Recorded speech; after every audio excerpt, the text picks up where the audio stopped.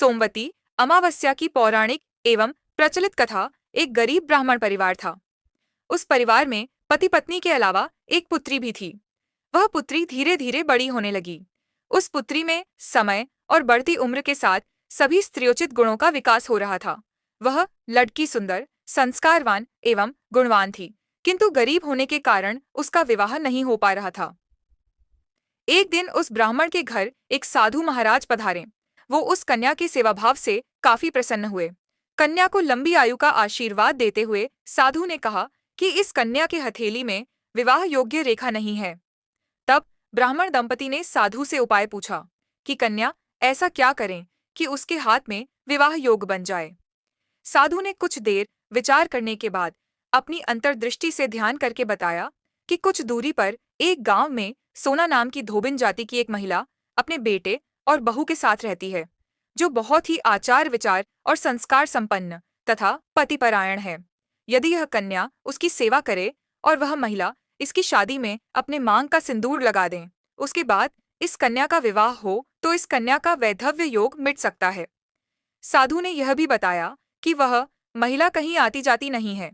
यह बात सुनकर ब्राह्मणी ने अपनी बेटी से धोबिन की सेवा करने की बात कही। अगले दिन कन्या प्रातः काल ही उठकर सोना धोबिन के घर जाकर साफ सफाई और अन्य सारे करके अपने घर वापस आ जाती। एक दिन सोना धोबिन अपनी बहू से पूछती है कि तुम तो सुबह ही उठकर सारे काम कर लेती हो और पता भी नहीं चलता। बहू ने कहा, माँ जी, मैंने तो सोचा कि आप ही सुबह उठकर सारे काम खुद ही खत्म कर लेती हैं। मैं तो देर से उठती हूँ। इस पर दोनों सास बहू निगरानी करने लगी कि कौन है जो सुबह ही घर का सारा काम करके चला जाता है। कई दिनों के बाद धोबिन ने देखा कि एक कन्या मुंह अंधेरे घर में आती है और सारे काम करने के बाद चली जाती है। जब वह जाने लगी तो सोना धोबिन उसके पैरों पर गिर पड़ी, पूछने लगी कि आप कौन हैं और इस तरह छुपकर मेरे घर की चाकरी क्यों करती हैं। तब कन्या ने साधु दोबारा कही गई सारी बात बताई। सोना धोबिन पति परायण थी, उसमें तेज था। वह तैयार हो गई। सोना धोबिन के पति थोड़ा अस्वस्थ थे। उसने अपनी बहू से अपने लौट आने तक घर पर ही रहने को कहा। सोना धोबिन ने जैसे ही अपने मांग का सिंदूर उस कन्या की मांग में लगाया, उसका पति मर गया। उसे इस बात का पता चल गया। वह घर से निराजल ही चली थी, यह सोचकर कि रास्ते में कहीं पीपल का पेड़ मिलेगा तो उसे भंवरी देकर और उसकी परिक्रमा करके ही जल ग्रहण करेगी। उस दिन सोमवती अमावस्या थी। ब्राह्मण के घर मिले पुए पकवान की जगह उसने ईंट के टुकड़ों से 108 बार भंवरी देकर 108 बार पीपल के पेड़ की परिक्रमा की और उसके बाद जल ग्रहण किया।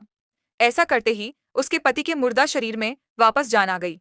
धोबिन का पति वापस जीवित हो उठा। इसीलिए सोमवती अमावस्या के दिन से शुरू करके जो व्यक्ति हर अमावस्या के दिन भंवरी देता है, उसके सुख और सौभाग्य में वृद्धि होती है। पीपल के पेड़ में सभी देवों का वास होता है। अतः जो व्यक्ति हर अमावस्या को न कर सके, वह सोमवार को पाडी डीएचने वाली अमावस्या के दिन 108 वस्तुओं की भंवरी देकर सोना धोबिन और गौरी गणेश का पूजन करता है। उसे अखंड सौभाग्य की प्राप्ति होती है। ऐसी प्रचलित परंपरा है कि पहली सोमवती अमावस्या के दिन धान, पान, हल्दी, सिंदूर और सुपाद्धि की भंवरी दी जाती है।